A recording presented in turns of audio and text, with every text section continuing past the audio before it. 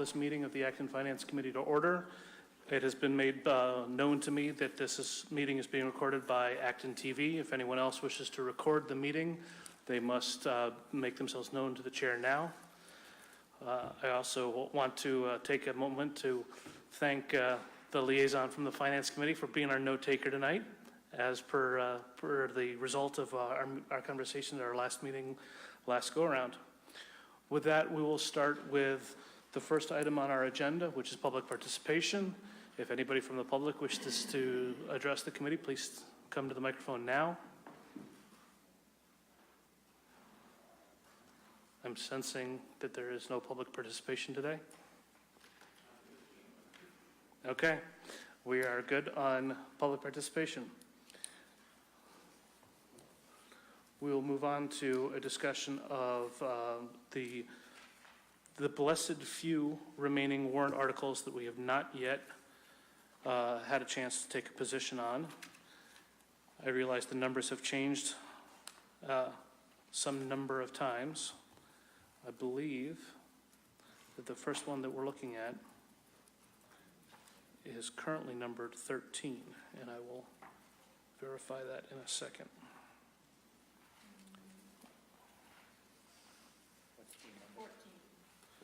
Disposition of real property, 348 to 364 Main Street. Now, I believe that somebody wanted to speak to this who's not here yet, so we can change the order. We'll move on, I guess, to number 14,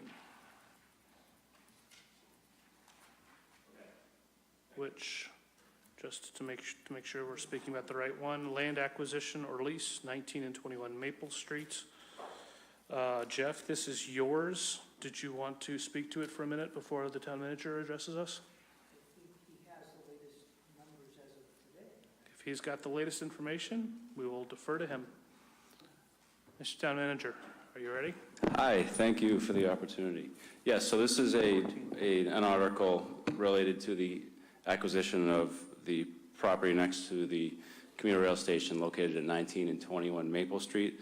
This is a property that is, it's two parcels in combined. It's about 1.4 acres. Today, there's about 40 striped parking spaces on it.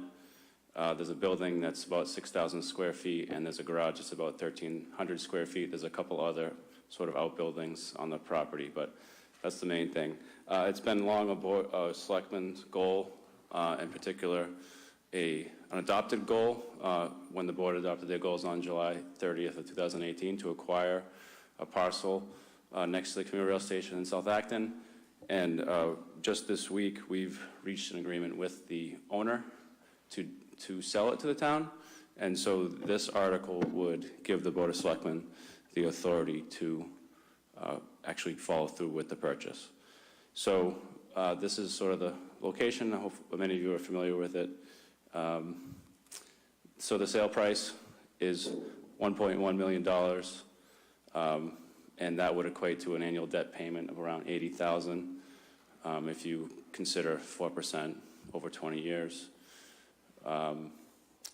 The debt payments would be covered entirely from the commuter lot fund. There would not be any need for any general fund dollars to pay for the debt for this acquisition.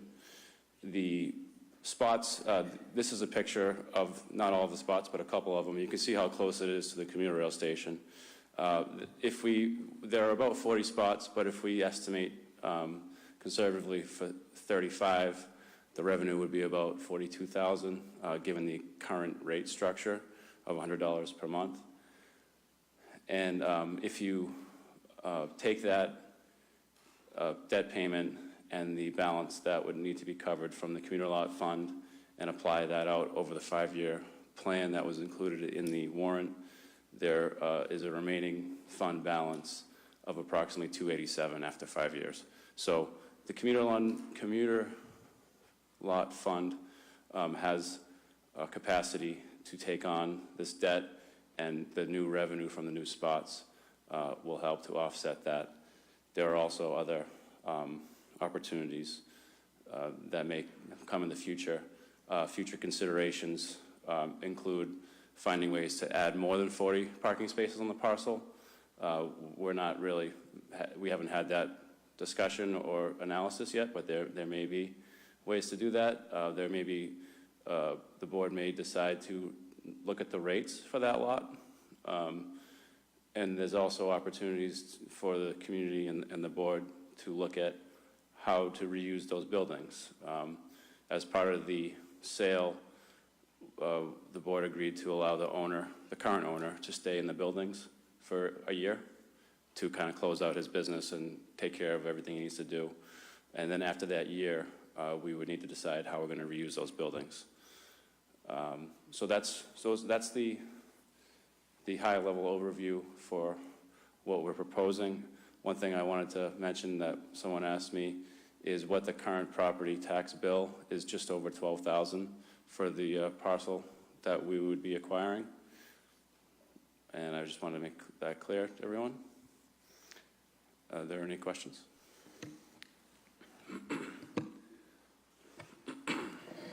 Yeah, the current property owner, I think he has, he leases those parking spaces on a monthly basis. With town taking ownership, will that mean that if you just have a sticker, you can park there, or you still have to have a monthly deal?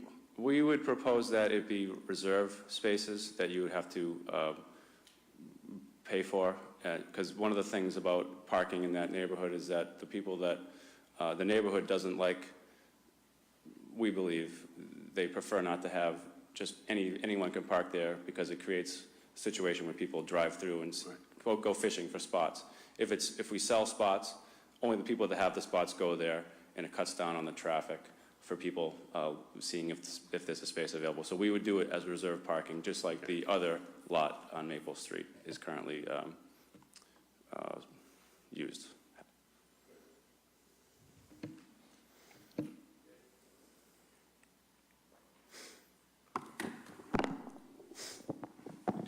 Do you have a sense at how many spots would be available if the buildings were turned into spots? We haven't really done that analysis. There would be some, but I think we're not planning, we haven't done that analysis yet, but there's definitely opportunities on the parcel. Even without removing the buildings, there may be opportunities for more parking. So we're gonna, if town meeting approves it, we're gonna work hard to identify ways to maximize that property. Which would be including using the buildings as a building, as some structure, for whatever reasons? Yeah, I think it's going to be an interesting conversation that we can have. There is currently an ambulance company that rents space there, and that could be a potential thing that the town decides to continue doing to generate revenue to help offset the cost of owning the property. And there are various other uses that we could consider for the buildings. I mean, it would probably be fair to say is if the lot was entirely turned into spaces, it would pay for the $80K in debt service payment. Is just a hunch. Is that kind of a rough guess? I wouldn't be able to say that we could with certainty. I think that the parking program in general generates revenue, sufficient revenue to cover the debt payments, and allows us to do the maintenance and other things necessary on the properties. Yeah, as it turns out, I'm on the train station committee, and I know there's just a enormous demand, like insatiable demand for any sort of parking there, and having anything besides like a fully utilized lot, we run into this issue regularly with any sort of plot of land we tried some alternative sort of projects and ways of utilizing the existing space for like the rail trail and other stuff, and the commuters are very much in favor of, if there's space, like let's have it open for use for the train station, and what do we need to do to get more space, particularly as you're pointing out, is if this isn't trolling, I think is the word you didn't use, but people drive up and down that street and it's really disruptive to the neighbors there. But if it was reserved spots, that would obviously take capacity out of the main lot relatively quickly. The spots could almost be priced at a premium because their location is so advantageous rather than walking down to Jones Field. So anyway, just something to consider is just any options that, particularly that close to the train station, parking would be very much desired by the commuters in the station, so. Oh, I just wanted a quick question is the debt, would this be from the town, is like rolled into a bigger debt package? And But that's one of the scenarios that we're looking at. I think it would make sense. It may make sense to do it that way, yes. Okay. All right, great, thanks.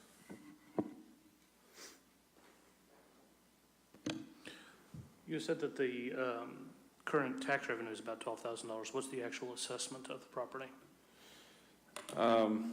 It's just under 6,000, 600,000 rather, 580 or so, 550 maybe, hold on. So I It's understand that 520. I understand that we normally have, it's not uncommon for there to be 10% or so wiggle room between assessed price and what the regular sales price is. Why such a large delta between the assessed price and the sale price? We were focused on the price that we would be able to purchase the property for, and we did the best we could to come back with a price that met that goal. The assessed value doesn't always determine what a seller would be willing to sell a property for.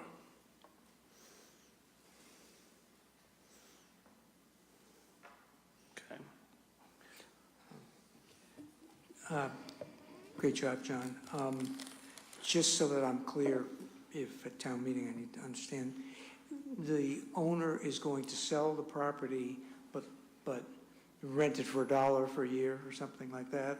So we're responsible for tax, for the insurance and all that, or is he going to have a net would for a year so that he maintains it for the year? He'll be required to insure related to his use, and it would be just for a year. And he may decide to leave sooner, but he needed a year to kind of close out things that he has going on in there, sell off some of his equipment and things like that. And is there any kind of covenants that's not a historic district or something that the town would then end up with a building that, we couldn't do much with because we had to go in front of the historic commission and had to be maintained a certain way and we couldn't tear it down if we wanted to? Is that in that kind of a zone that we would have that problem possibly? I don't know the exact answer to that question. We certainly could look into that. Okay, well, because we have a couple cases where that is an issue, and one of the great things about this would be the flexibility to either use it as a other property or to potentially take it down and create, I don't know how many extra parking spaces, and obviously that is the best use in some aspects of that property being so close to the railroad station. I think it'll be very interesting, and I think it'll be a great conversation for us to have with the Board of Selectmen on how to best use this property to meet the goals of SATSAC and commuters in general, and also any other town goals that we could use to maximize the property with. Mr. Chairman, if you are willing to entertain a motion, I'll make one, and then we can ask questions. Okay. I recommend we recommend this article. You move that we recommend this. Move that we recommend this article. Second. Before we take a vote, I have one last question that I'd like to. I have a summary too. Why? But ask your question. Sorry.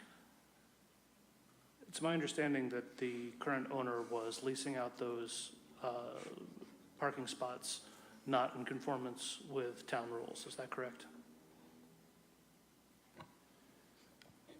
There are some concerns with his use of the parking area, yes.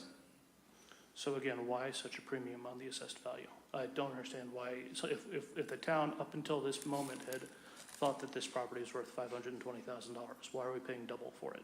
Those two matters are not related. The assessed value does not weigh into the board's consideration for this acquisition. It's been a long-standing goal to acquire this property, and it's the price that the market bared, and the board voted to support it, this article this morning, and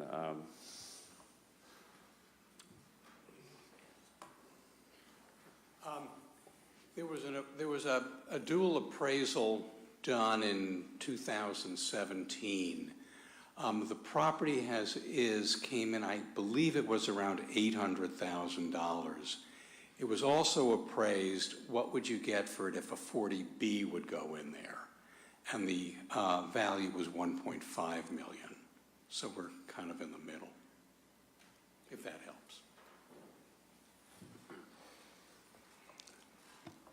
Mr. Longhoff. Hey, John. I'm curious if you could talk to the alternative uses of the lot outside of parking, if the board has discussed that at all? They haven't. The board hasn't. Yeah, I mean, just to kind of put a fine point on it, we've talked a lot in here about buying property and not having a well-defined plan for it. And in my mind, there's no question that this lot should be completely utilized for parking for South Acton and nothing else. And that hasn't been decided is a little concerning from my perspective, because it gets into this ambiguous area where we may say, hey, what else could we do there? And should we have a dog park or should we have this, when everybody's going to want parking there. And the financials, I think, whether it's 1.1 million or 800,000 or whatever, would weigh heavily in the favor of charging $150 a month or some number like that. I think people would bend over backwards and pay that immediately just to have that certainty of right there as a parking spot. It would pay for itself instantaneously. Just the only purpose that the current purpose for this property is to acquire it for parking, and there hasn't been any other use discussed.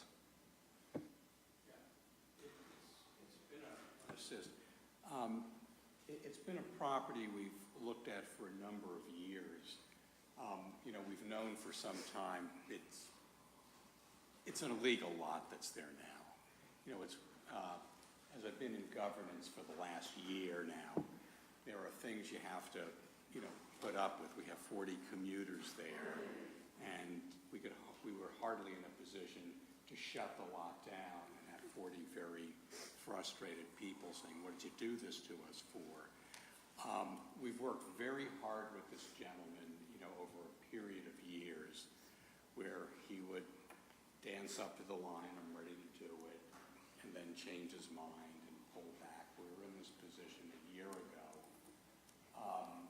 and at the last minute he raised the price $200,000, and we couldn't do anything about it.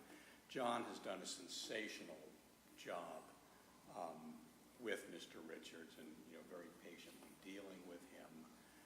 It's been very emotional for him. He had a very, very successful home foundation business there that went on for many years.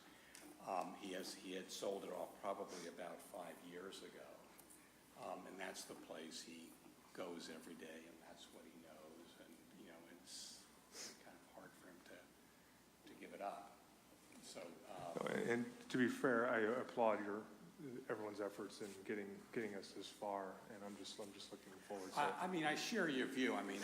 My personal view would be take the houses, the buildings down, and just create as many spots as you can, because they absolutely need those spaces for commuter parking. We're trying really hard to get people off of Route 2 to take the train into Cambridge and Boston, and one of the 2 requirements for that to happen is you got to have reliable and adequate parking, and this would help certainly. I don't think there's any question, I'll be off the board soon, but I don't think there's any question that the spaces that are already parking that part of the property will always be used for parking. I think the question was, what do we do with the buildings when we take kind of control of those in a year? And that's where the conversation might go. But, as somebody who had to go to West Concord because I got to the fire station at 7:15 yesterday, I, keenly understand and support the need for providing additional parking here. But I don't think there's any question about those 40 spaces. I think it's a potential feature question about the other buildings. Right, yeah. And again, I think it's just important to have a process around that. But, there definitely is the need and the desire for additional parking. It's just figuring out what that might look like and if that's exactly where we go in the future or not. Great, thank you. Steve, your microphone's on. Would you wish to speak? Yeah, first, I'm shocked that the chair of the Board of Selectmen doesn't have a reserved parking space. Maybe the next one will. Second, just information. When we talk about assessments the town do, especially on a commercial piece of property, it's based in large part on the rental income from that property. It's not necessarily based on its market value, but how much income is being generated. But then when you do an appraisal on a piece of property, it's done based on what's called the highest and best use, meaning throw out the fact that it's a parking lot, what could it be if it was a 40B or an apartment house? Right? So an appraisal can be vastly different than an assessment, especially when you come down to commercial property. Okay. Al? Yeah, just a couple of quick questions. Do we know how much the current spaces are being leased for? And will those existing parking users get preferential treatment, or is this going to be open to the public? And how is it that the town will distribute those leases? So we, if we're successful at town meeting and it's approved, I think we would notify them that there's a change coming, and we would sort out the most appropriate way to do that transition. They wouldn't lose their spot the next day. We would figure out a way to make it work out. And I think we used a lottery process for the other Maple Street lot this summer, and if the board chooses to do the same for this property, it may work out pretty well. So that's something that we'll hopefully be able to be discussing this spring. And how much are those spaces currently? 100. 100, okay. A month. So let me summarize why I made the motion to recommend. On the very positive side, we've come to a conclusion that's been working on for many, many years.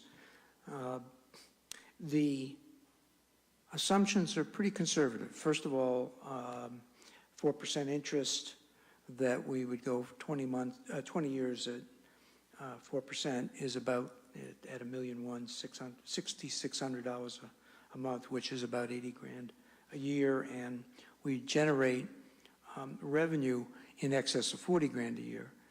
The revenue is, as John mentioned, is not based on 40 lots. It's only based on 35, and as premium, I'm willing to bet that we're going to get all 40 rented, whether they use them every day or not. And my understanding is after 10 o'clock, if they're not used, then somebody else with a sticker, for general sticker, can use them in Jones Field and some of the other ones. Am I correct? The fee, again, is based in the P&L on $100. And as we all said, people being able to walk 50 yards or even less might be willing to pay higher. The board has to decide whether they want two different stickers for the reserve parking. Jones Field, one color, and this another. May be worthwhile just raising them all. I don't know. The upside is more parking lots, spaces. The upside, higher fees. The bond would be a fixed rate, right, Steve?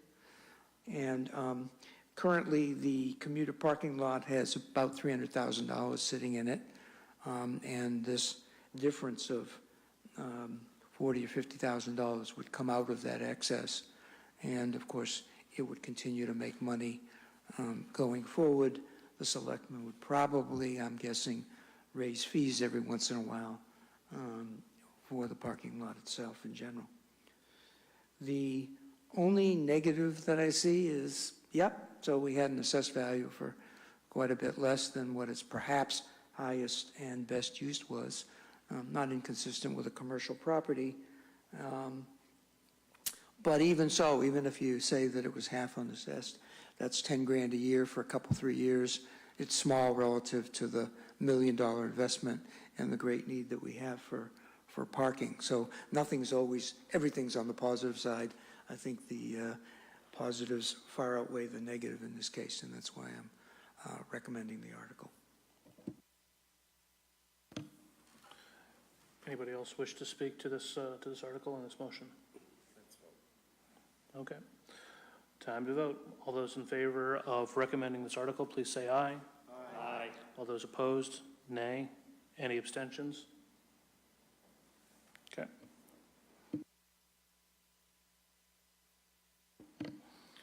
Okay, we're going to go backwards in order now and go to Article number 13, disposition of real property, 348 to 364 Main Street. And Mike, I believe this is yours. Would you like to speak to it first, or would you like to defer to? I think the chair of the committee can address that pretty well. Thank you. Floor is all yours, Ms. Green. Okay, I wasn't planning to do a presentation. I just wanted to be here in case you had any questions about this. But as you all know, a few years ago, we purchased the 348, 364 Main Street property, which is the Walker property, where Kennedy Landscaping is, and the empty lots next to that, for $1.8 million, in part to settle litigation with Walker Realty. We then put together a committee, which has been meeting in the interim to try to master plan that property. And after about 2.5 years, the committee made a recommendation to dispose of the property for affordable housing purposes, in line with a proposal that we received from the Acton Housing Authority. So we are bringing, and the Board of Selectmen has endorsed that recommendation, and we are bringing this article. So the article itself just moves to dispose of the property for affordable housing purposes. The idea is that then the Board of Selectmen would enter into an agreement with the Acton Housing Authority based on a proposal that they gave us, which would develop a 31-unit affordable housing building there. They would be 27 of those units are 1-bedroom and 4 are 2-bedroom units. Would all be for seniors or adults with disabilities. The other, and that part would all be on the Kennedy Landscaping facility. It would be a 3-story building with an elevator, so it provides accessible housing for seniors and people with disabilities, which we currently lack in town. And the other side would be open. And there are various conditions that the committee recommended be included with this MOA, and that would be discussed, and that the AHA has agreed to already, and would be included in the MOA. But the actual vote itself is just to dispose of the property for affordable housing purposes. And the Acton Housing Authority has the proposal is that they would pay $1 million to the town to purchase the property. And that $1 million would go back into free cash, which is where we took the 1.8 out of to buy the property in the first place. Their financing does include a CPC request of $500,000. But again, the $1 million from the AHA would go back to free cash. So they are two separate funds. And the whole development costs, what they estimate right now, are around $14.8 million. It's primarily would be funded from federal and state tax credits and grants, and a small mortgage. So I don't know if anybody has questions. Thank you. And it's been a long trip for the committee. Yes. The new entity, will they be paying real estate taxes to the town? And if so, what was the Kennedy property generating in taxes before we bought it? And what will the new entity be paying afterwards? Yeah, so the entity would be the Acton Housing Authority, if we move forward with this plan. And they pay property taxes that are, and I have that number, I don't have all of my stuff on me tonight. Do you know it off the top of your? I think it's around 3,600 or something a year based, yeah. So it's a small amount, but Kennedy Landscaping right now doesn't pay property taxes because we own the parcel, so they pay rent to us as a tenant, and they have paid their rent. Our agreement with them is that they can pay rent or they can pay it in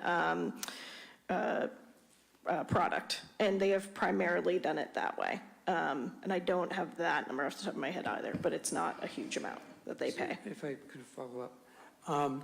So why I asked that question is, I'm sure everyone is looking at buy for 1.8, sell for 1 million. Mm-hmm. And that in itself is not a great deal, but it's behind us. I'm as concerned or more concerned about the fact that we had land that was paying us taxes every year when we didn't own it. Now, granted, it was undeveloped land, but I don't know how much it was. but it couldn't be totally near zero. And if it was developed by somebody, it would be some large number. And we're now moving it to a sort of semi-not-for-profit that's going to pay almost insignificant. So we're going to take a big hit forever going forward in the town. And that's really hard for me. I was hoping that we would at least get the 14 million and get some, tax revenues from it and slowly eat into that $800,000 deficit over time. And it looks like it's going to grow that 800,000 on perpetuity, what it used to generate just as even as raw land versus these buildings. And that can't be good for the general tax rate. Yep, so we put out an RFI to try to get a sense of what commercial development would be willing to build there, because when we did our we went through a long process. One of the options that we looked at that had received a lot of public support was a small hotel and restaurant there. And when we did the due diligence on that, it turns out it wasn't feasible. No developers would do that. So we put out an RFI to say, hey, tell us what you would actually build there so that we know, and how much would you pay for the land to do this, et cetera. The only responses we got back were housing and a dog park. So we got 3 housing proposals, one from Now Communities, which built the Riverwalk, one from Winstanley Enterprises, and the HA proposal. So the Now Communities would have provided additional property tax revenue, but it wouldn't have had affordable units, and it also would have had school children, frankly. So when you think about how it would have balanced out in terms of how much they paid in property taxes versus how much they would take in services, it's a little bit less. So the AHA is paying much less in property taxes. Their services are also, frankly, less as well.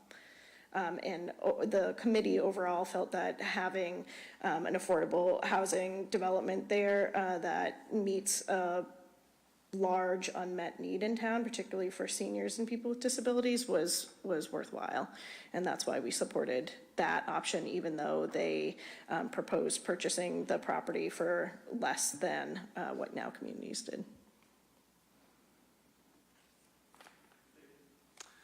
Two questions, Katie. First, have we had any discussions with the neighbors on Isaac Davis Way? And Yep, how do they feel about it? They're very supportive of it, actually. So they took a vote among their neighborhood after we had done the RFI and when we were having a public forum to present a couple options, and this was the option that they preferred. Okay, my second question is more on the summary of the article. When you can stand there and say, yes, the town will get $1 million and we'll put it in free cash. Looking out at the audience is going to say, yeah, wait a minute. That CPC money came from me anyway. Right. So it's one pocket into the other. We're not getting a net of $1 million. We're getting a net of 500,000 plus the state match. Right. So it's not really $1 million. Now, are you going to make that point? Yes. In your presentation? Yes. Yes, and my point to that, and my response is the CPC is taking your money anyways, right? I mean, you're, to be honest about it, that is a separate. They might have another use for it. Well, right, but one of the approved uses is for affordable housing. The CPC is collecting their surcharge separate from property taxes. Free cash is, I think, more related to being able to reduce how much we have to rely on, property taxes. So putting the $1 million back into free cash has a benefit there versus the CPC money you're going to pay into the CPC fund, period. There's going to be a certain amount of money. And it's not a guarantee that they will also get this, but for these kinds of developments, there is usually a local contribution required, and the CPC funding would be considered for that. The AHA has done this before. They've received this kind of funding before and these kinds of grants before. And so yes, in some ways, but I do argue it's different. And well, I don't. It's different. So a follow-up to that would be, how much did you ask the CPC committee that would they pay to turn it into open space land? They were not interested, nobody was interested in turning it into open space land, I guess. It wasn't, this was a But parcel that we to that end, didn't. it's a perfectly valid use of CPC money. It So, is. so don't say that it's a case of you're taking the money anyway, because we could absolutely have used it for open space land. Well, we could have, but that wasn't, and that was, so optimizing the existing land use and kind of leaving that portion that's open was something that we talked about and was one of the options. But we actually, when we put this committee together, the committee charge includes one member from the Open Space Committee, and the Open Space Committee chose never to appoint a member to it because they didn't think it was a valuable parcel as open space, because it's really Just frankly cautioning you not. not to say that you're already paying into CPC when we could have used it as separate funds for it. So just be careful about that. Well, you are, well, okay, that's fine. And the other thing I'd just like to point out is, if, and this is next year probably, or some year in the future, that'll happen on the CPC.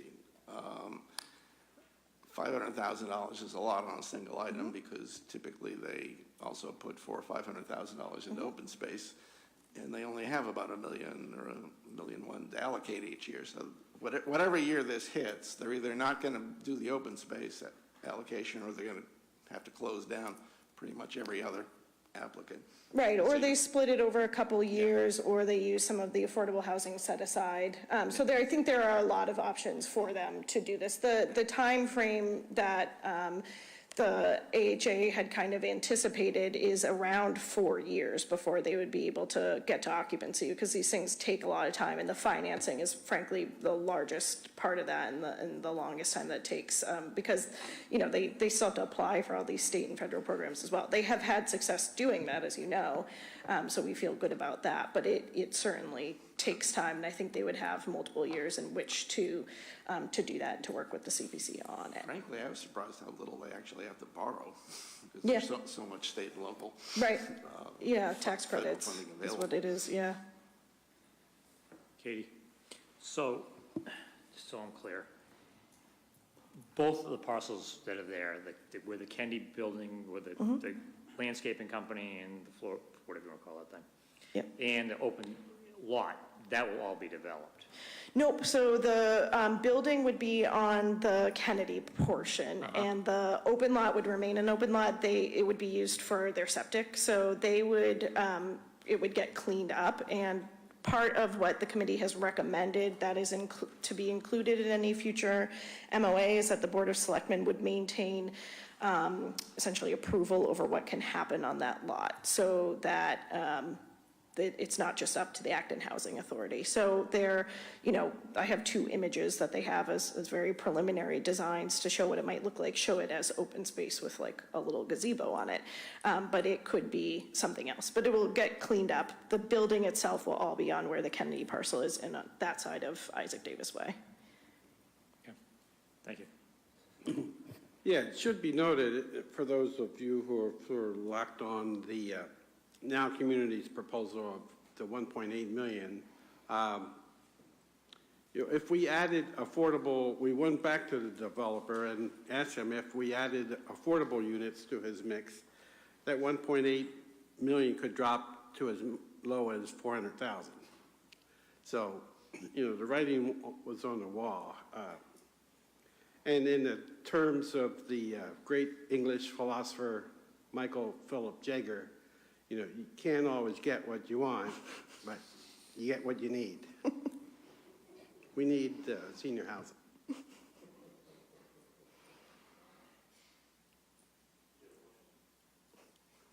Yeah, I move that we recommend Article 13, the disposal of real property, 348, 364 Main Street.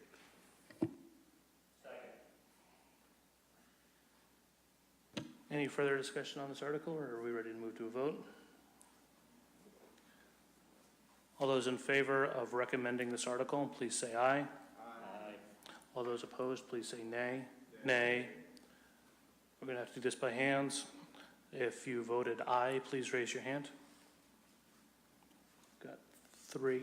If you voted nay, please raise your hand. I've got 4. That is good enough for a majority, considering that's all voting members present. So the recommendation has failed. Is there another proposal? Is there another recommendation on the table? Is there another motion that somebody wishes to make? Make a motion, we do not recommend this article. Second. All those in favor of not recommending this article, please raise your hand. All those opposed to not recommending this article, please raise your hand. It's 4-3. The motion to not recommend carries. Okay. Thank you.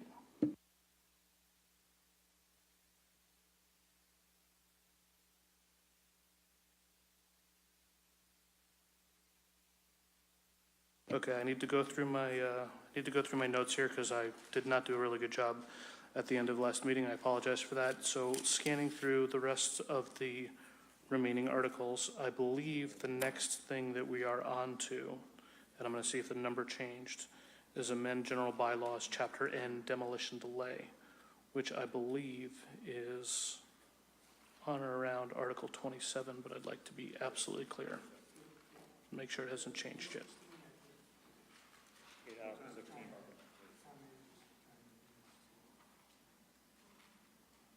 Do we not discuss 16? Oh, we did. In the past, we recommended the only one that had been, okay, we'll go in order. Since we have already made a recommendation on this article, does anybody, well, I will wait. Mr. Town Manager, it's my understanding that you have some new information for us since the last time we discussed this article. Would you care to speak to that new information? Well, if you've already recommended the article. We have not. We have only recommended the. Okay, I'm just kidding. We have only So recommended I'm pleased to report that we have, in Article 16, we have 4 collective bargaining agreements that we're asking the town to approve and fund for the first year of. And we have agreements with all those groups. It was up until yesterday that we got the last one. So basically, 2 of the groups had contracts that had expired at the end of, 2 of the groups had dispatchers and the public works expired in June of 2018. So their agreement is for 3 years covering FY19, FY20, and FY21. The police unions had a contract that expires in June of this year. So their 3-year agreement covers FY20, FY21, and FY22. And the first year cost for each of those contracts is $40,000, $12,000, $9,000, and $31,000 for a total of $192 and change. So I think what we're asking you to do is to recommend this article to town meeting so that we can have our employee contracts settled. We do have one contract with the fire union that is not settled. So we are continuing to work on that. Right now, it's just not going to be done by Monday. But I think this is good progress, and I look forward to any questions and hope for your support. John, what are the percent increases by year? So in the patrol and the superiors and the dispatchers, it's 2% each year, to simplify it. And for the last group, it's 2, and then 2.25 in the 3rd year. Any other non-monetary or whatever, ammunition, uniforms, any other conditions that affect the contract? Yeah, so I think, as I mentioned, we do have one group that isn't settled, and we're still actively negotiating with. So we're hoping to make progress on that and not go into too much detail, but one of the things that we did with all the contracts is we tried to clean up things from an administrative standpoint, make it easier for us to do timesheets every week, require everyone to do mandatory direct deposit, require everyone to do electronic pay stubs, cutting down work for our offices and for our other staff. We cleaned up areas where overtime was confusing. We got some legal language that we needed related to a recent Supreme Court decision. and we made some other adjustments to address needs we had with each of the groups.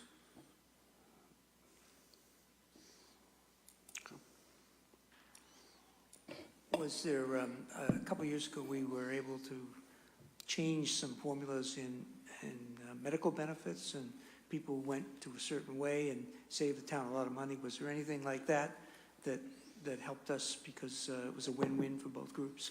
Even example of another win-win was raising the cost per hour that we charge for special details so that the men get more. Yeah, so the health insurance plan design changes and the high deductible plan that the town implemented over the last few years has saved us money, and it's going to continue to save us money, which is a great change. We haven't made any further changes to the health insurance plan design. We're really trying to get our handle on the recent change. We had estimated a certain shift of subscribers, and we exceeded that estimate. So it's good. But we want to continue to monitor it and see how it goes after the first few years before we make any further or discuss any further changes. Jeff, we do more of, I guess the term is coalition bargaining with the unions now, whereas we don't necessarily address it in every collective bargaining agreement. And when we do make an agreement across the board with the unions, we don't, and we just did that last year, I think. We don't touch it for a couple of years.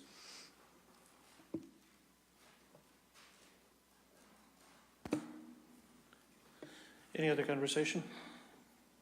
Okay, since we had previously moved only to recommend a specific portion of this, may I have a new motion, please?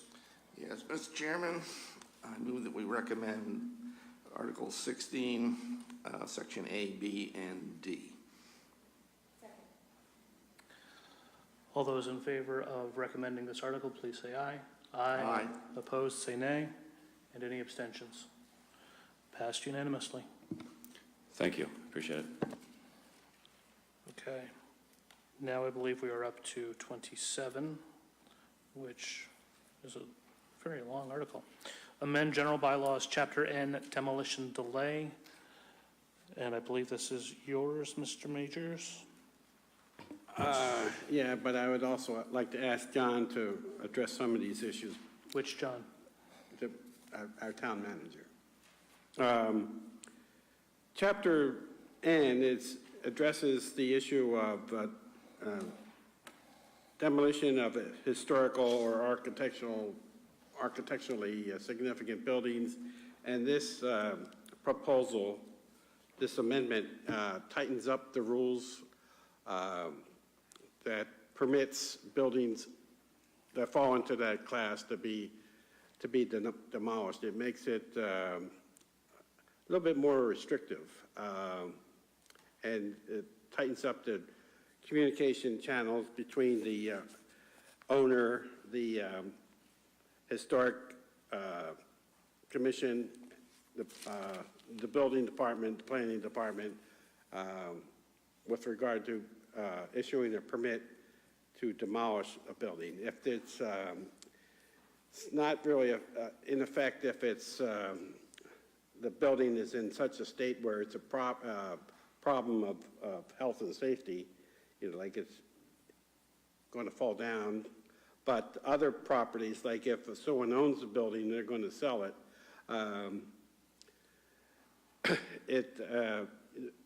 It has to be, there has to be a consideration for preservation or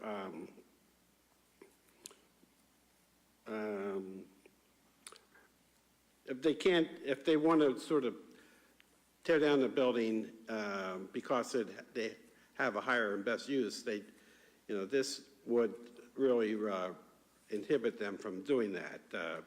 They have to, the goal is to preserve some of these historic buildings or architecturally significant buildings and prevent them from being demolished, because once they're gone, they're gone. Maybe John can give us some further insight on that. Yes, was the Historic Commission, did they make a presentation to you on this? No, they didn't. They did not. Okay. Well, I can try to read a little bit of information that I have from them on this. The goals of the amendments are to allow for easier administration by the town, to update the bylaw, to align it with guidance from Mass Historical and recent trends in preservation. But I really think that they would need to, or I can get back to you, but I wasn't prepared to discuss this tonight. I think if we can invite them to your meeting on Thursday, or whenever you're having one, Yeah. before town meeting, if that would be helpful, Yeah, I'm happy to facilitate yeah. that. My understanding is it just makes it tougher to tear down some of these older buildings. There's a time limit and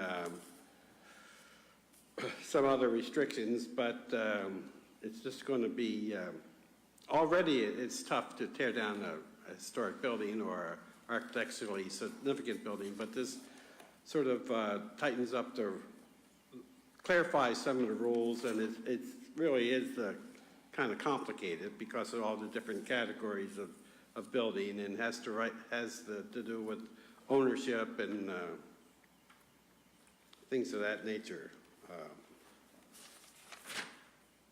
So it's, on one hand, it's a good thing that we're preserving some of these structures if they can be preserved. On the other hand, you have to look at the rights of the property owner.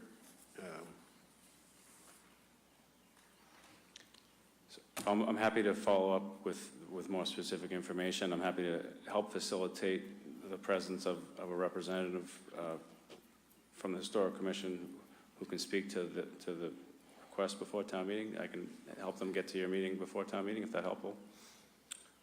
Ms. Russell? Does this have any financial implications or financial impact on the town?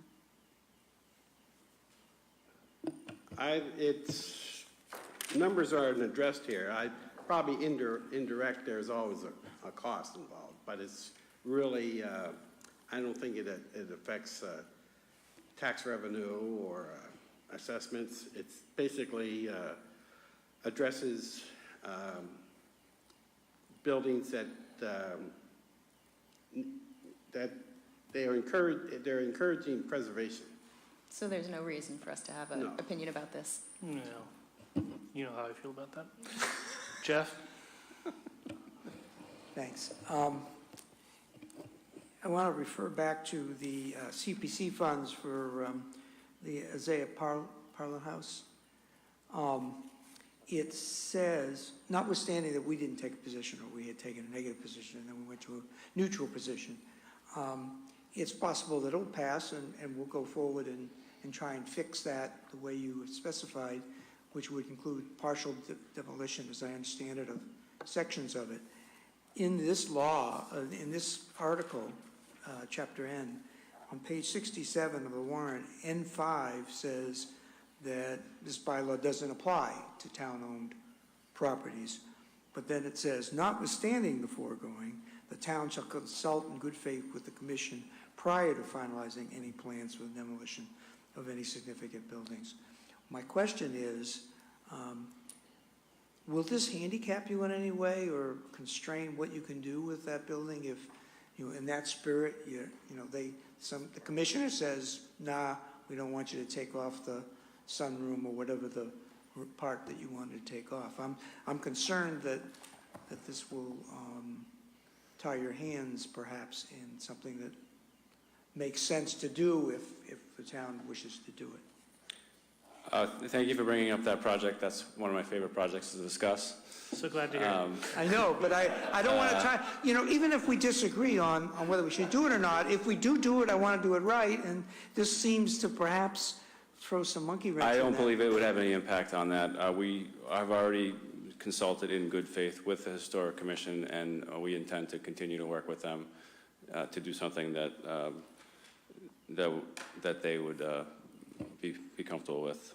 It wouldn't be a requirement. It would just be something that we should do, and we will. So I know how much you like to discuss the Asa Borland House, but back when the Board of Selectmen voted to tear it down, I guess I was under the understanding that this bylaw kept them from doing it, but this bylaw doesn't. They could have torn it down if they wanted to. Well, I wasn't here for that, but I believe the jurisdiction Not that... blaming you. But just to clarify, I think the jurisdiction that the Historic District Commission is different than what's being discussed in this bylaw. I believe. It's a theoretical question at this point, but at one point, the Board of Selectmen voted to tear the thing down, and then... They've recently rescinded that vote, for your information. Well, between then and now, it could have been torn down.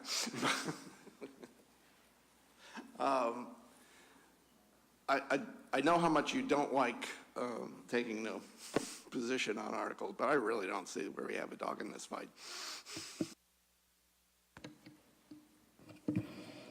I move that the Finance Committee takes no position, no recommendation on Article 27, referred to as to amend the general bylaws, Chapter N, demolition derby.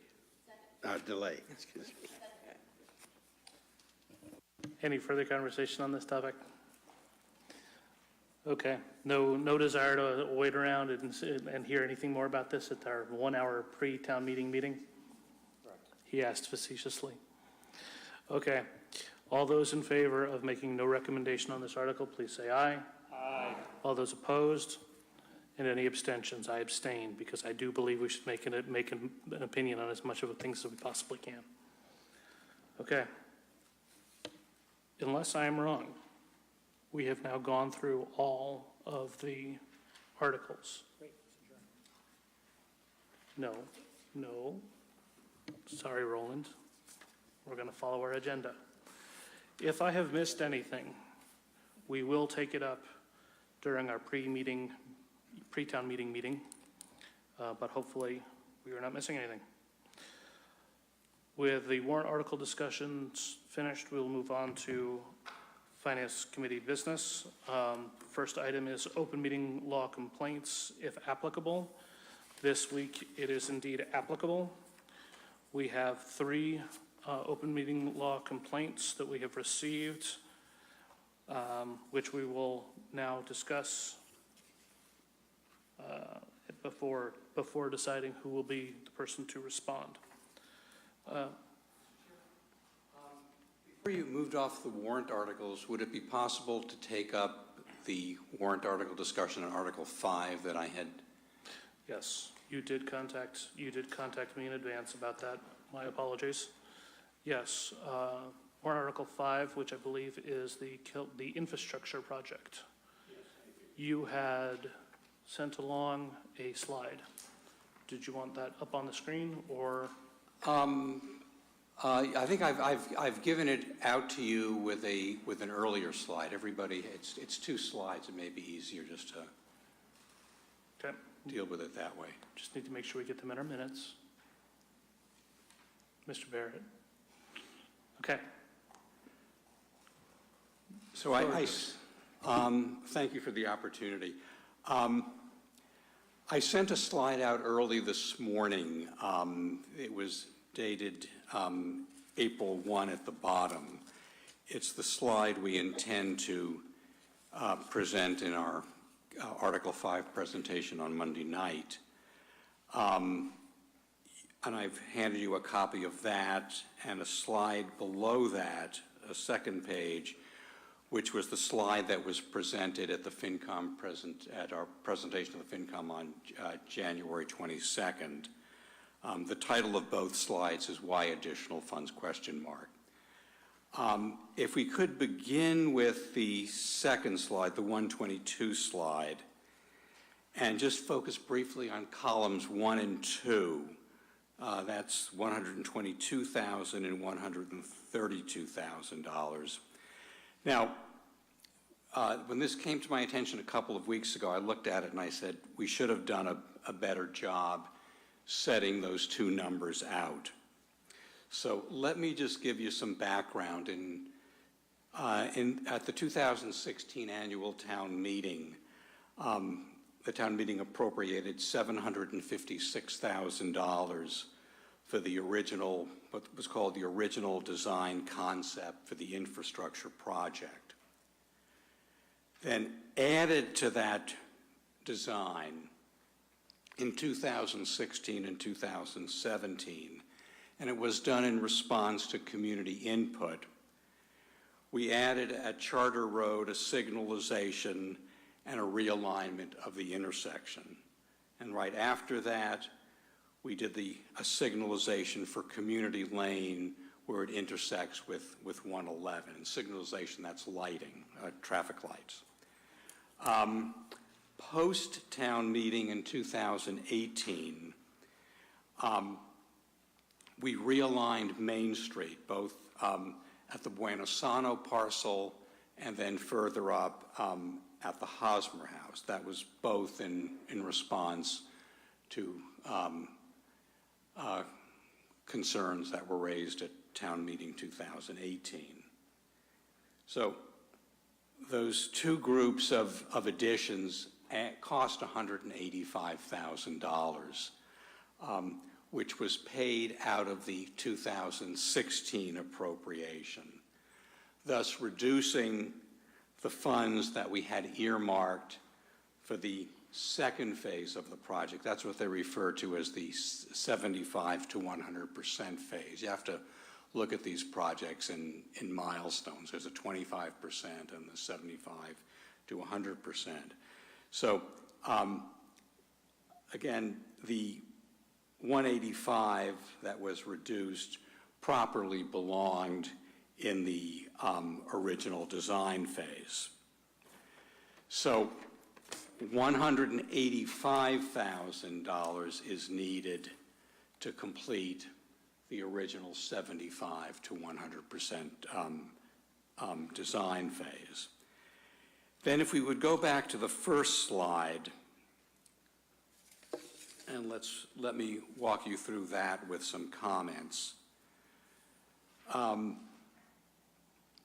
column with the 185.6 at the top, that goes to complete the requirements required to complete the original 75 to 100% design.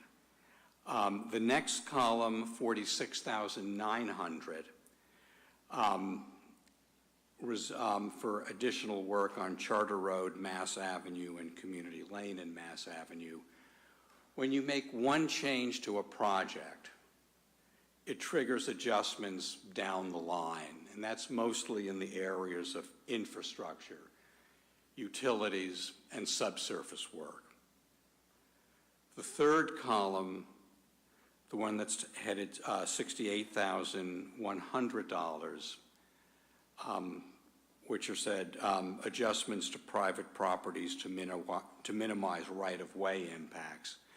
That's primarily, again, triggers on Buenosano and Hosmer and other smaller modifications to the Baker Whitney oil building, the Redstone condominiums, the Starbucks property, and the 247 Main Street property. The header for the column 25,400, which says MassDOT compliance, that is for subsurface utilities and borings. The header for 63,500, unanticipated items as the project advances in design. That also includes additional responses and supporting materials to respond to community concerns. An example of that at the MassDOT hearing on March 5th, Nancy Waters, who lives in West Acton, talked about, can we put a flashing beacon at the crosswalk at the west end of R.J. Gray crossing Mass Avenue. That's a crosswalk now, no signal. Her son was hit by a car crossing over there, so that is real. The 60,500 column, which we say other direct expenses, what that translates to is additional geotech and environmental coordination to be performed by a subcontractor consultant of our engineer, GPI. So all of those columns from everything after the 185.6 comes out to the 265 number. And built into each of those amounts are specific contingencies amounting in the aggregate to $60,000. So we believe we have, the rest of this design and engineering funding covered. I mean, people have asked, well, what if, do you see any further need to come back for design and engineering funding? Well, if you eliminate one of the two turn lanes on 111, we'd be back in on that because that's going to trigger a lot of work to accomplish the engineering and design for that. But no, we have every expectation that these remaining funds would do it. Thank you, Mr. Benson. Given this information, is there any burning need on the part of the committee to review this warrant article and change our recommendation? I am seeing shaking heads no. Therefore, we thank you for the added information, but we're not going to reopen our. I thank you very much for that, and we thank you for your wholehearted support for the project.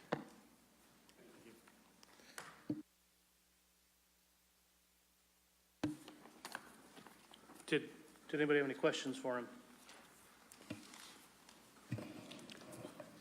Quick question. Since we're obligated to put new street lighting on 111, is there a possibility that we can consider dark sky lighting standards for those street lamps? Well, we do have a very strict lighting standard in terms of the amount. So we're talking about lights on 111 and 27. That's for later discussion. Within the state's construction budget, they will pay for the in-ground work with the lights and the wiring that goes above ground. We have to pay for the structure. So it's a question then of what type of structures we want and how many, but that's for another round of activity. Any other questions? Thank you all very much. Okay. Now on to the 3 open meeting law complaints that we received since our last meeting. The first one that I would like to address, all 3 of these are, and again, just a quick summary, we have to discuss these and then we have to appoint someone to respond to them. The first of these, the one with the fewest words, if you're following along at home, says that the thrust of the complaint is that we did not list the minutes that we were voting on as a separate entity of the list of exhibits and documents being used in the meeting. It is my understanding that we don't actually have to list minutes because minutes are part of what's done. That said, moving forward, I don't see a reason not to list it. I do not see a reason to go back and recast previous minutes as a result of this, but I'm willing to commit to us having the minutes going forward. Any objection with how we're going to respond to this one? I move that I be the person to respond to this. Second. All those in favor say aye. Aye. Opposed? And any abstentions? That's the first one for the evening. The next one, also a complaint about our meeting of February 15th. This one states that we do not have accurate summary of the description of each topic and that we did not call out specifically who said what with regards to the different major categories. The request is for us to have a specific name of who presented the Kelly's Corner presentation, ALG feedback and guidance, lessening of unused levy capacity, and initial ranges for capital projects. I would like to say that I feel that we provide actually quite a bit of information in our notes, in our meeting minutes, that they, while they are not transcripts, they are indeed quite extensive. And though she's not here tonight, I would like to thank our clerk for the work that she has done this entire year. So I'm not particularly inclined to agree with the complainant about there being inadequate summary. As for if we need to officially declare who said what for the different presentations, by all means, we will go back to we will go back and see if that is indeed a requirement, and if so, we will adjust accordingly. Are there other comments that wish to be made on this complaint? Yeah, I think you're right. I think if we have to comply to that standard, certainly we should, but say, including in the minutes who said what, and I do not believe minutes should be close to being a transcript. As far as I'm concerned, minutes are only enough information to understand the essence of what was discussed, as opposed to, all the pros, all the cons, and notwithstanding, we are televised, and anyone is welcome to go back and look at that activity.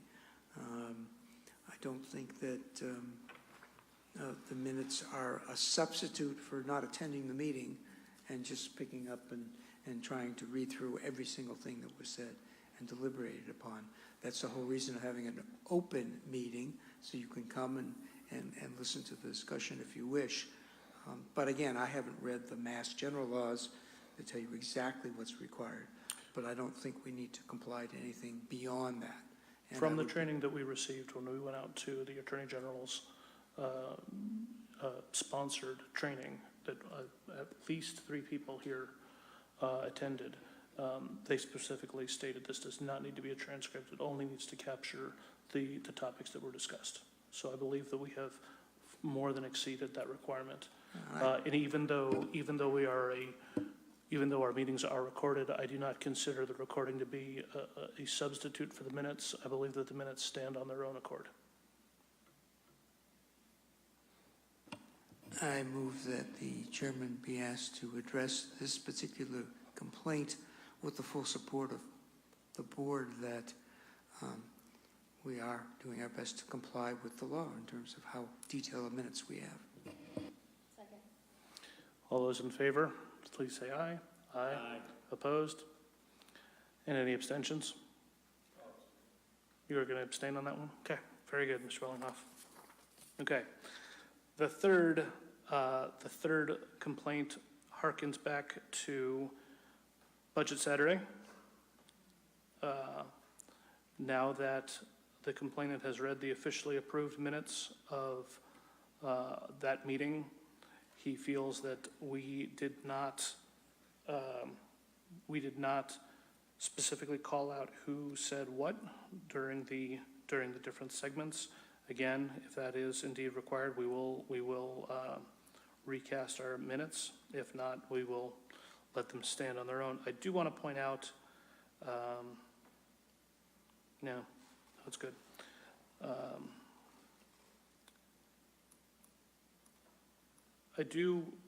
I am curious if having a link does not qualify as a listing. I believe if we reference a document and we use a link, I believe that should, by all reasonable standards, qualify as a listing. But in the interest of making sure that we are keeping to the strictest letter of the law, I guess moving forward, I will ask future clerks to make sure to have a formal listing rather than merely having a list of documents that are links. Although I would put it to the wider public that having a link is actually kind of a nice thing, provides faster access to the information. But if the letter of the law is to be less open and the complainant desires us to be strictly in adherence to the letter of the law rather than the spirit, which is of a more open meeting, then I guess so be it. Are there any other comments that need to be made on this? Yeah, I already summarized that the complaint is that we did not list who said what during the different segments of Budget Saturday, and that does not feel that we provided an adequate list of the documents used during the meeting, making sure that the committee is fully advised of what the complaint is. Are there any other comments that people wish to make on this complaint? Move to have the chair address this complaint accordingly. All those in favor, please say aye. Aye. Opposed? And any abstentions? Very well. Speaking of minutes, we have received draft minutes of our meeting of February 26th. Since our last meeting, I believe those came in a little while ago, actually, more than a couple of days ago. Has anyone had a chance to review it, and/or has anyone come across any adjustments that they wish to make?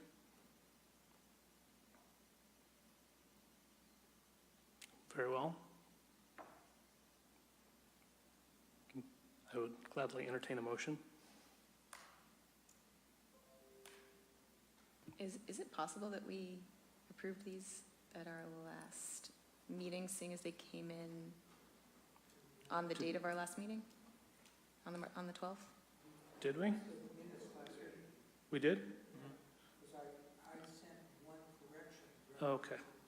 That's why I'm wondering. Yeah, I don't think we have new ones. Okay, that is my mistake.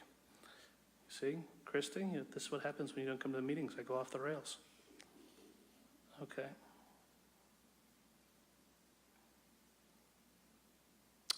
Yep, that's correct.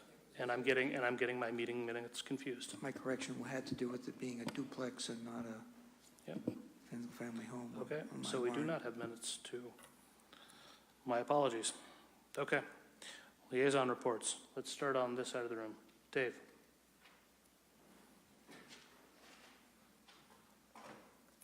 The West Acton Sewer Advisory Committee held an open forum a couple weeks ago that was reasonably well attended in this room, maybe a third or quarter full of the room, and mostly residents. But I have to say, I think it generally went a little bit better than I had expected. There's been a number of people at the monthly meetings that have pointed out, have been a little bit resistive to some of the proposals. And this meeting generally went pretty well. There seemed to be broader support. And prior to that, there was some outreach made to the business community in West Acton, who was very enthusiastic about the sewer project. So my understanding is there could be an article broken out from this existing warrant, which would revolve around the $225,000 funding for the preliminary design of a West Acton sewer. And for those of you who don't recall, there's a couple of variables around West Acton sewers. One of the largest being the twin school system that would potentially be put on the gate site, and whether that would utilize the sewer system, as well as a couple other pieces of it. But at the highest, broadest levels, and these are not formal numbers, but just to give you a sense, is the estimate for the project was around $12 to $14 million. And it looks, at least at initial estimates, that 8 to 10 million of that would be paid for through residents' properties being bettered, and that's the betterment fee that they would be charged among some other charges. But there should be some general benefit to the town, and that would potentially be in between the $2 to $4 million range, depending on the school system and some other variables, as I mentioned. So these are extremely preliminary numbers, but at least at this point, there may be a little bit of change to what goes on at town meeting next week with regard to what Janet presents on this topic. And I think, again, the idea was to pull this funding out in its own separate item, just to have it be a little more clear to the town's members.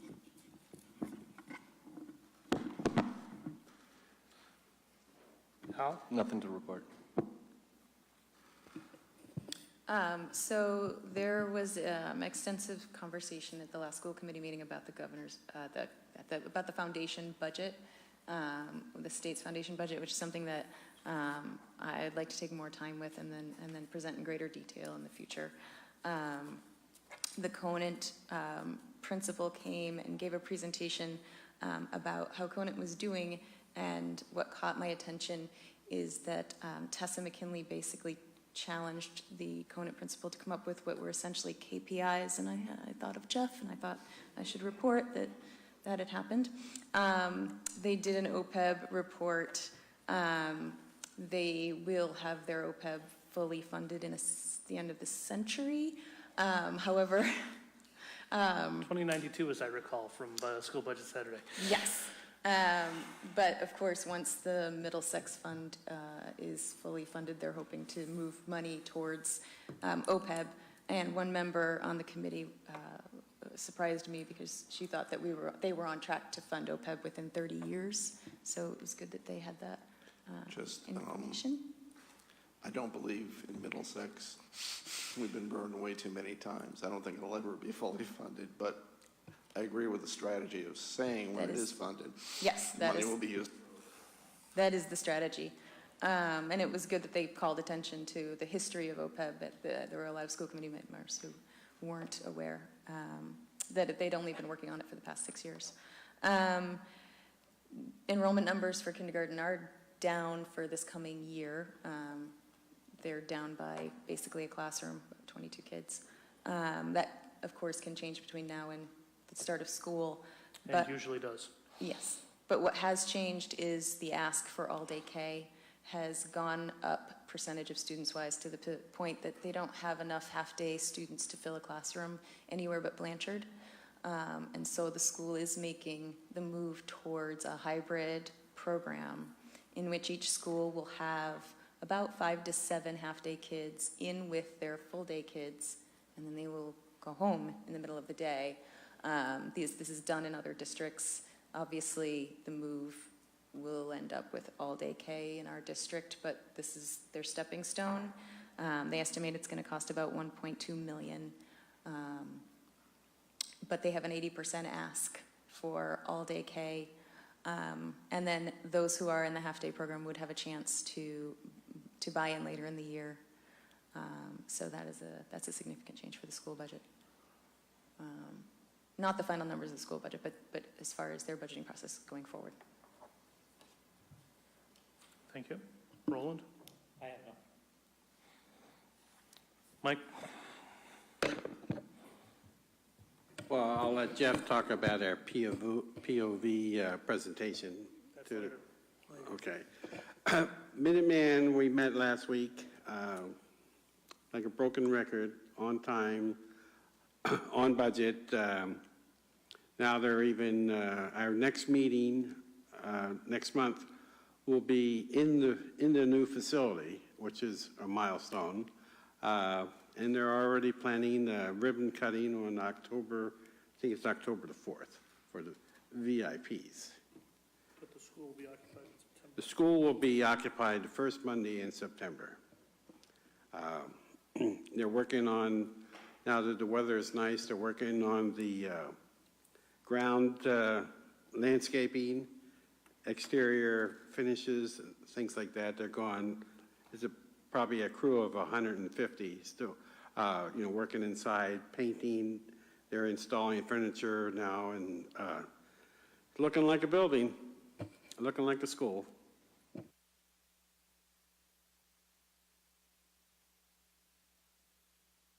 Sorry. I went to the March 18th Selectmen's meeting, and they did discuss the Maple project, and they had to approve that it was a unique property, so they didn't have to go out to bid to get a 1.4 acre parcel that could be used for parking anywhere in the town. So that's, I think, under Mass General Laws 30B. And then, let's see, they went over the town manager's review and said that overall he received a 4.3 out of 5 from the various selectmen, and as a result, they increased his salary from approximately $176,000 to $194,000, which is about 10%. The decision to raise it to 194 was to analyze 3 or 4 reasonably similar towns where they had a first-year town manager come aboard, and what was the ending salary of those people. You can either say half empty and say, gee, we just gave this big raise, or you could say half full, we underpaid a first-year manager and now we're bringing him up to his peers.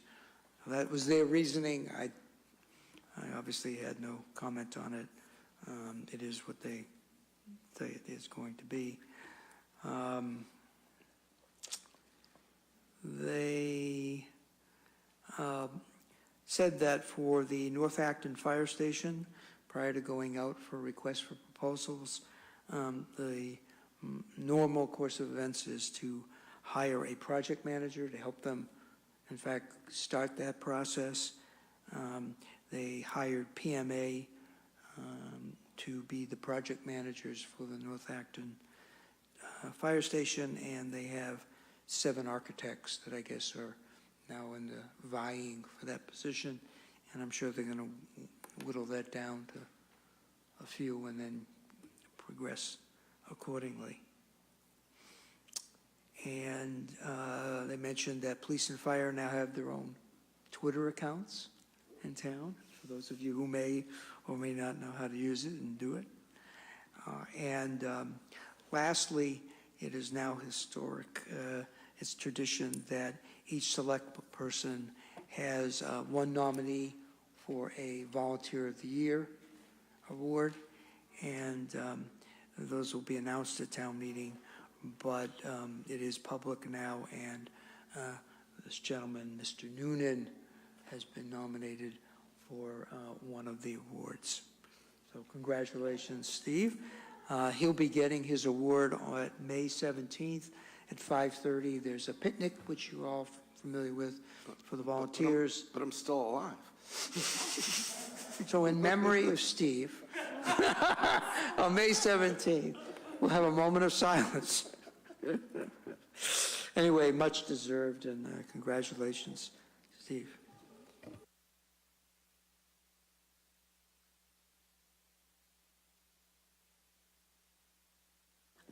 Just a quick update on Kelly's Corner. The steering committee and the staff had open houses on May 14th and 21st. There were 4 open houses. Plenty of opportunity for the public to just walk in and go through the project. That's about it. Health Insurance Trust did not meet since our last meeting. I know it's not a subcommittee, but I'm happy to report that Ms. Caitlin Noon and Mr. Tyler Tompkins were married on Saturday. They are currently in Hawaii, and it's been taking up most of my time for the last month. Hence, that is a subcommittee in and of itself. There you go. Well, congratulations to them. From the school building committee, while we have not met, our next meeting is actually tomorrow night, which might be a fun one. I need to report that due to a couple of issues with our submission, the MSBA has pushed back the dates of when we could hope to get final numbers. All 4 of the next milestones have been pushed back accordingly. The milestone that matters the most, from my perspective, is the date that we get the final reimbursement rate and a final agreement on what the cost of the project would be. That was presented to us as being tentatively scheduled for August 28th. That was what was presented to us during School Budget Saturday. The date for that now is October 30th. Since October 30th is too too short a period of time to be able to have a special town meeting in mid-November. The current plan is to target the second week or mid-December as the time for the joint special town, or concurrent, not joint, concurrent special town meetings between the two towns. I expect to get more information about this tomorrow night, and I will be glad to present it to the Finance Committee at our next meeting. There is a pre-meeting for the annual town meeting this coming Thursday. I will be asked at that time if anybody from the Finance Committee will be giving any other presentations other than our standard message. I expect to be able to say to him that the vast majority of our articles will be nice and, the vast majority of articles, our comments will be nice and brief, but that I do expect that we could have 30 seconds to a minute on a couple of the different articles. If anyone is intending on presenting slides as part of their response, they need to get on that right away and make sure that the town moderator is aware of it. And I would discourage you from doing so. But I do want to let you know that you are allowed to speak the committee's recommendation or the committee's position. If you do think you're going to take more than a minute, please let me know so that I can give the town moderator a heads up. Jeff, I saw your hand first, and then Sahana. Not me personally, but we did take in at least one significant article, a different position than the Board of Selectmen, and I'm referring to the plastic bag article. And I think that part of our deliberation and conclusions, at least for me, came from the presentation that was made. And I don't know that a 30-second discussion from our representative at that point would be sufficient to explain.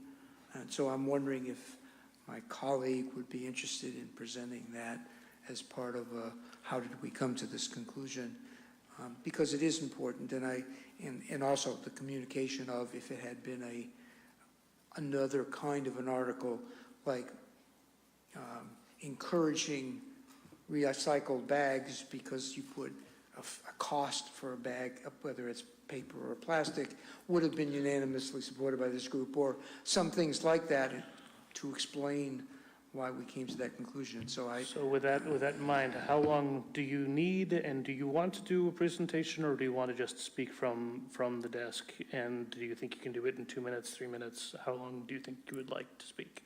Just so that I can give the moderator a heads up.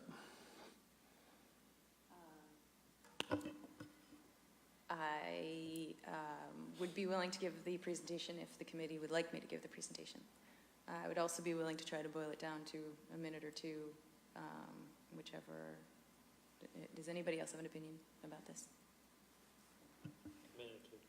I think it's best not to do a presentation. I think it's best to take the time that you need, but without actually running a presentation. And if you need 3 or 4 minutes, I'm sure he'd be willing to give it to us. I will make sure that I'm citing facts and figures and data and build a little timeline as quickly as I can into how we came to this decision, okay? Okay. I will check in with you again before Thursday to see because since, in case you were not already planning on doing so, maybe now you can run through it and give me a heads up as to the timings, how much time you think you might need. Yeah, Mr. Chairman, I'm sorry, I have to cut you off. I did say that Sana could go next. My only comment was going to be that just warn the moderator that on a couple of articles that we have a contrary position, we will be taking more than our customary minute. Very good, thank you. Sana? I just wanted to make an announcement that tomorrow night here, the League of Women Voters will be holding a warrant meeting. So if any of you are interested, you can attend. It's going to be here in room 204. Thank you.